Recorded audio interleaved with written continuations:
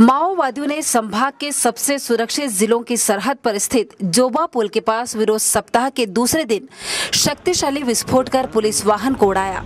इस वाहन में जगदलपुर सेंट्रल जेल से 19 नक्सल मामलों में संलिप्त विचाराधीन बंदी और 6 पुलिस जवान शामिल थे। विस्फोट की चपेट में आए सभी 25 लोगों को चोटें आई हैं। गंभीर रूप से घायल 3 पुलिस जवान और 3 विचाराधीन कैदियों को बेहतर उपचार के लिए आरएनटी हॉस्पिटल कोंडागांव से हेलीकॉप्टर के जरिए राजधानी रेफर किया गया। नक्सलियों ने एक बार फिर राष्ट्रीय राजमार्ग पर विस्फोट कर दहशत फैलाने की कोशिश की है।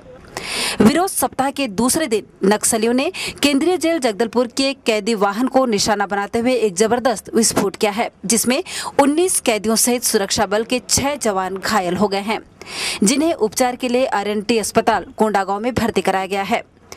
शनिवार की सुबह जगदलपुर केंद्रीय जेल से 19 नक्सली मामले के कैदियों को कोंडागांव पेशी के लिए ले जाया गया था। वापसी के दौरान दोपहर 2:30 बजे कोंडागांव से लगभग 15-20 किलोमीटर दूर ग्राम जोबा के पास नक्सलियों ने एक जबरदस्त विस्फोट कर दिया। नक्सलियों द्वारा किए गए विस्फोट से वाहन थोड़ी सी चूक गई, जिसके चलते एक बड़ा हादसा टल गया। वाहन के सामने हिस्से में बैठे जवान और चालक गंभीर रूप से घायल हुए हैं, जबकि पीछे बैठे 5 कैदियों को छोड़ सभी कैदियों को सामान्य चोटें आई हैं। नक्सलियों ने इस घटना को अंजाम देने के लिए लगभग 30 से 40 किलो का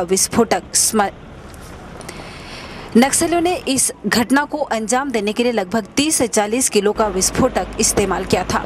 आज इन्होंने आईडी लगा के उस पर ब्लास्ट किया है, जिसमें 3 हमारे पुलिस कर्मचारी और 4 जो कैदी हैं जख्मी हुए हैं। उनको तत्काल उपचार के लिए कोंडागांव हॉस्पिटल में ले जाया गया है और अभी यहाँ एरिया की तलाशी अभियान जो है स्टार्ट कर दिया गया है। हम लोगों ने जल्दी से जल्दी उनकी बहाल की जा रही है जिन्होंने ये ब्लास्ट किया है। सर कितना किलो का लगाया? ये अभी ये तो खैर जानकारी है तो एक्सपर्ट ही बता सकते हैं, लेकिन मुझे लग रहा है 20 से ऊपर ही होगा जिस हिसाब से ब्लास्ट किया है।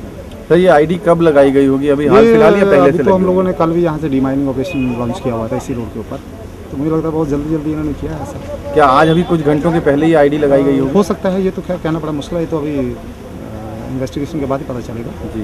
बीडीएस टीम अपना काम कर रही है, लेकिन ऐसा दिख रहा है जो हालात हैं यहाँ के, कहीं कोई तार या कोई ऐसी चीज़ नहीं है, तो क्या रिमोट बम का भी अभी वो बीडीएस टीम लगी है, उसके बाद देखो क्या अपनी रिपोर्ट देती है। क्या संभावना है रिमोट बम इस्तेमाल करने की? ये कहना बड़ा मुश्किल है रिमोट का, अभी ऐसा कभी सुना नहीं है हम लोगों ने जी। लेकिन हाँ, ये अभी आईडी ब्लास्ट किया उन्होंने जिस हिसाब से लग रहा है, और गाड़ी का डैमेज हुआ लेकिन बहुत ज़्यादा नहीं हुआ, प्रॉपर्ली नहीं हुआ मुझे लग रहा है। एनएच पर लगातार ये दूसरी घटना है, तो क्या माना जाए एनएच जो है वो पूरी तरह से सुरक्षित नहीं? ऐसा नहीं है, हम लोग तो पूरा प्रयास कर रहे हैं, दिन रात लगे हुए हैं। कल ही मैं जैसे बोला है कि हमने हमारे एसडीपीओ ने बिल्कुल डीमाइनिंग कराया, टीआई भामपुरी लगे हुए थे, उससे कोंडागांव की पार्टी साथ होती है, लेकिन फिर भी मौके का फ़ायदा उठाते हुए उन्होंने कोई टारगेट था, कोई व्यक्ति विशेष या किसी? हो सकता है ऐसा, क्योंकि यहाँ अमूमन कई तरह की मूवमेंट रहती है, फोर्स की मूवमेंट रहती है। कोंडागांव के एसडीओपी एनबी मिश्रा ने बताया कि घटना की सूचना मिलने के बाद फौरन घायलों को उपचार के लिए कोंडागांव भेजा गया।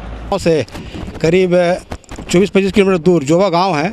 जोबा गांव के पास में नेशनल हाईवे पर मैं रोड के नीचे ब्लास्ट हुआ, जिसमें 3 जवानों के प्रधान आचार्य को चोट लगी है, इसमें गंभीर कोई नहीं है। जैसा आप बता रहे हैं उसमें कैदी थे, उनको चोट लगी? हाँ, कुछ 2-3 कैदियों में हल्की चोट आई है। किन किन मामलों के कैदी थे? अब ये सेशन ट्रायल के थे और जेएमएफसी कोर्ट के थे। ये जगदलपुर केंद्रीय जेल से कोंडागांव आए हुए थे। नक्सली कैदी भी शामिल? इसमें कुछ नक्सली कैदी भी शामिल थे। क्या वो सभी सकुशल हैं? हाँ, सभी कैदी ठीक है और सभी जवान ठीक है। 2-3 स्टाफ को थोड़ा चोट लगी है, उनको रायपुर रेफर कर रहे हैं। कैदियों को भगाने के लिए कुछ योजना तो नहीं बनाई? अभी इसके बारे में अभी कुछ नहीं कहा जा सकता। और ये जो विस्फोटक लगाए जाने की बात है, अभी हाल फिलहाल में या पहले से ये लगा रखा है? अभी ये लग रहा है, हो सकता है विस्फोट पहले का हो, क्योंकि यहाँ पर न पुलिया है न कुछ नहीं है, मेन रोड है। ये लगता है विस्फोट पहले से लगाया गया रहा होगा। और तार वगैरह नहीं है आसपास के इलाके में, तो क्या ये? हाँ नहीं, तार वार लगता है वो निकाल के ले गए होंगे जी। रिमोट बम के इस्तेमाल की तो संभावना नहीं है? रिमोट की संभावना नहीं लग रही है। नक्सलियों ने राष्ट्रीय राजमार्ग पर ये दूसरी बार हमला बोला है। इससे पूर्व हुई घटना के बाद से ही तत्कालीन एसपी रतनलाल डांगी ने ये स्पष्ट किया था कि नक्सली दोबारा कोई न कोई घटना को अंजाम दे सकते हैं, मगर सुरक्षा एजेंसी की लापरवाही से नक्सलियों ने एक बार फिर अपनी मौजूदगी राष्ट्रीय राजमार्ग पर दर्ज करा दी है। शनिवार को हुई घटना में जितने भी कैदी घायल हुए हैं वे सभी के सभी नक्सली मामलों के थे। इससे ये भी अंदाजा लगाया जा रहा है कि कहीं उन्हें छुड़ाने के लिए तो नक्सलियों ने ये घटना को अंजाम नहीं दिया। तो दूसरी ओर ये भी बातें सामने आ रही हैं कि नक्सलियों के टारगेट में वे 144 नव आरक्षक थे जो घटना के कुछ समय पूर्व इस मार्ग से निकले थे। दरअसल शुक्रवार को 144 नव आरक्षकों ने ट्रेनिंग पूरी कर ली थी और शनिवार को उनकी तैनाती कोंडागांव जिले में होनी थी। इसकी सूचना पहले से ही नक्सलियों को थी, मगर वे चूक गए और धोखे से कैदी वाहन को उड़ा दिया। फिलहाल 6 जवान राजेश सिंह, बरिया, वीरेंद्र, प्रमोद और छोटू राम का उपचार जारी है। वहीं 3 कैदियों को छोड़ बाकी कैदी पुलिस की कस्टडी में अपना इलाज करा रहे हैं। राष्ट्रीय राजमार्ग में दोबारा हमला होने से सुरक्षा एजेंसियों के भी कान खड़े हो गए हैं। फिलहाल क्षेत्र में सर्चिंग ऑपरेशन तेज कर दिया गया है। कैमरामैन तपन यादव के साथ धर्मेंद्र महापात्र, ग्रैंड न्यूज, जगदलपुर।